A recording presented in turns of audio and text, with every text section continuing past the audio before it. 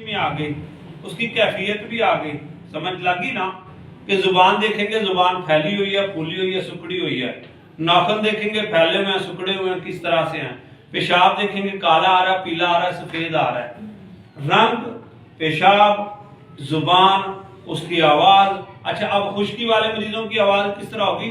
तड़ाक के साथ आवाज, तड़ल्ले वाली आवाज होगी, जोरदार आवाज होगी, चीख चीख के बोलेंगे ना खुश्की वाले मरीज। तरी वाले मरीज की आवाज में बरबराहट होगी, रतूबत जिस तरह होती है आवाज में। अब इसी तरह खुश्की वाले मरीजों के अंदर तड़ाक होगी, गर्मी वाले मरीजों की आवाज बद्दी आवाज होगी, भारी आवाज होगी, भारी होगी आवाज, लेकिन वो ऊंचाई में नहीं होगी।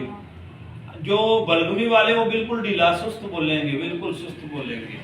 सर जैसे मुझे एक मिसाल याद आ गई है। हमारे ना मिसाल नहीं है, एक हकीकत ही है। जी जी। मेरे हम लोग बट है ना, तो वो मेरे अम्मी के मामू के बेटे हैं और इतने मोटे हैं वो, इतने मोटे, मतलब आप ये इस बैठे हुए ना इस्लाम भाई, तो यहाँ से लेके ना पूरे सोफे पे शायद वो फैल जाए।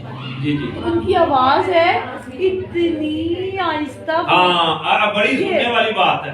तो ये बात सुनो, बड़ी ये बात ध्यान से सुनना। इतने मोटे हैं और आवाज बिल्कुल धीमी, मोटे हैं, फैले हुए हैं।